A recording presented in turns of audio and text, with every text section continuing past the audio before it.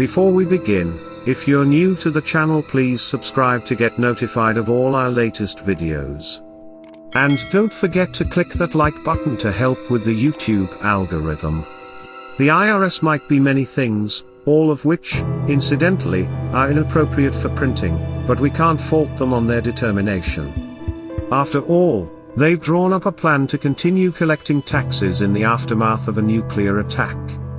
According to the IRS's manual, they expect to resume collecting duties within 30 days of a nuclear attack. Fortunately, they'll only be focusing on collecting the taxes which will produce the greater revenue yield. So, that's the 1% then. Honestly, someone show this to a member of the Occupy movement, and they'll sleep soundly in their bed that night. It feels like a common sense thing to say, but along with the collapse of society, the loss of power, and the lawlessness that will inevitably accompany the end of the world, your chances of using email, telephone, or Facebook to communicate will be practically zilch. Luckily, China has the answer: the carrier pigeon. According to reports, the People's Liberation Army recently trained a pigeon army to carry messages between military and political facilities should there be a major collapse in the country's communication network. Over the past few decades, the WWE, World Wrestling Entertainment, has amassed over 125,000 tapes of wrestling matches. This stuff is history, after all. Future generations need to know precisely what Hulkamania is. To ensure this legacy remains undamaged by any future cataclysms, the WWE stores just under half of this collection, 60,000 assets, in a nuclear-proof bunker in the Catskill Mountains of New York State. So when the apocalypse comes knocking, we may have hardships to face, but doing without roid-raged meatheads pile-driving each other through tables won't be among them. No matter what apocalyptic disaster comes our way, we can be sure about one thing: all of our current methods of storing important data are going to be useless. After all, electronically stored data is susceptible to electromagnetic pulses, EMPs, flooding, fire, power outages, and the age-old having a building collapse on top of the server. With this in mind, a group of scientists have discovered a way to store data within the genomes of bacteria, namely the lyrics to "It's a Small World After All." They did this by translating the song into a code based on the 4 letters that comprise DNA A, G, T, and C, and manufacturing this code into artificial DNA, which was then inserted into bacteria such as E. coli. When the bacteria reproduced, the message was passed on through each generation, rendering it near immortal.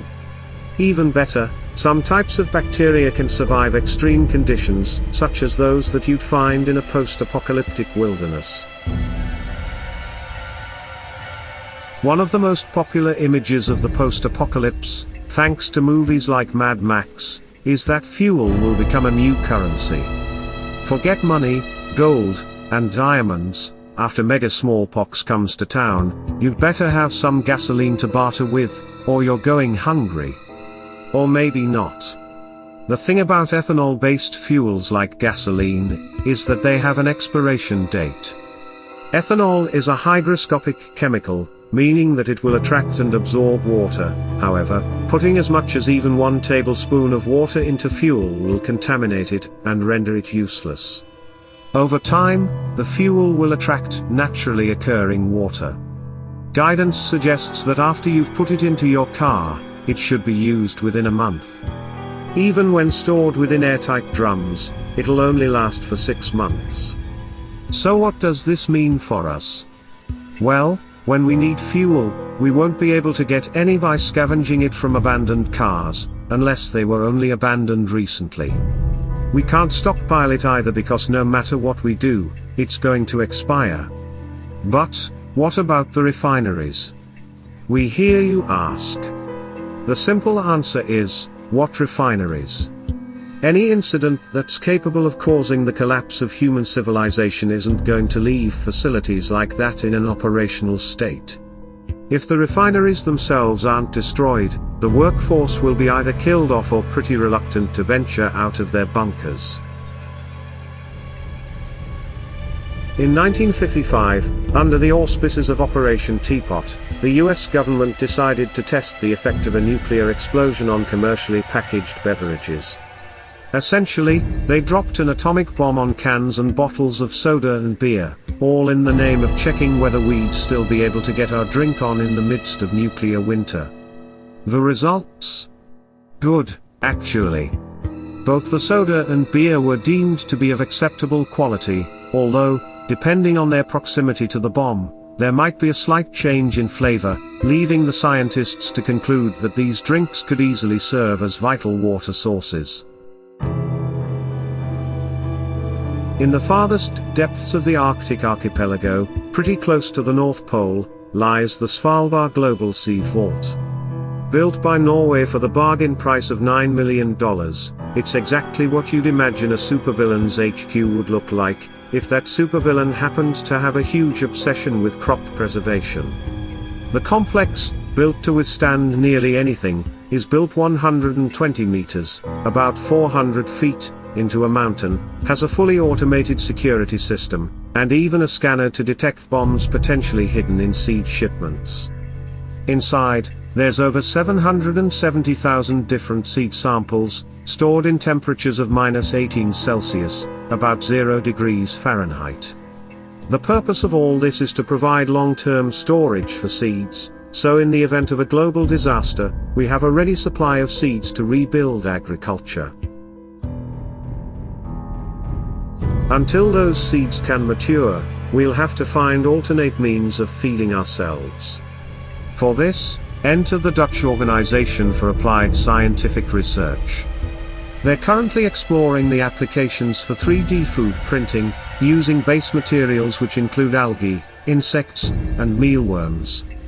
At the moment, their research is still in its earliest stages. However, they've successfully made a 3D printed shortbread cookie from milled mealworms.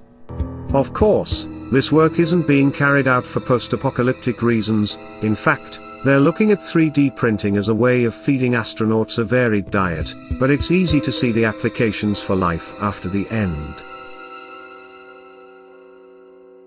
LAGEOS 1, also known as Laser Geodynamics Satellite 1, is a spherical satellite currently orbiting the Earth.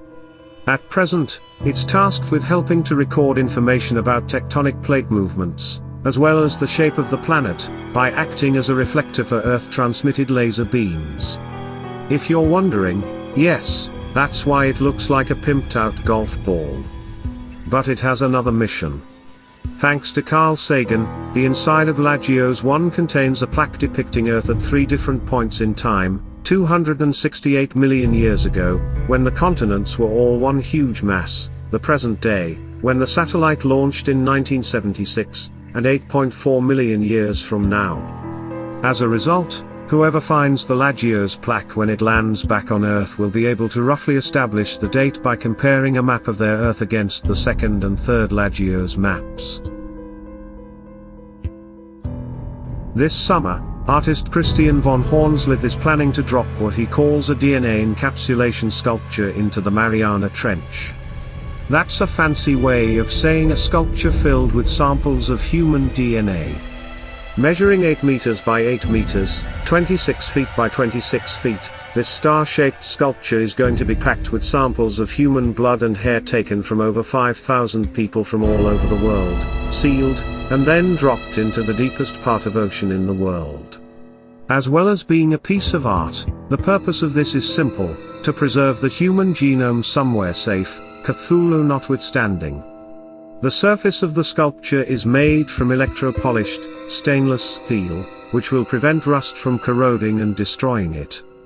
It also has a special nano-engineered outer coating to prevent plants and other organic matter from growing on it, ensuring that it'll remain as shiny as the day it gets dropped in the ocean, which will certainly help our efforts to find it in a century after the invasion of the Valorsi honey badgers. Do you agree with our picks? Check out some of our other videos and be sure to subscribe and ring the bell to be notified about our latest videos.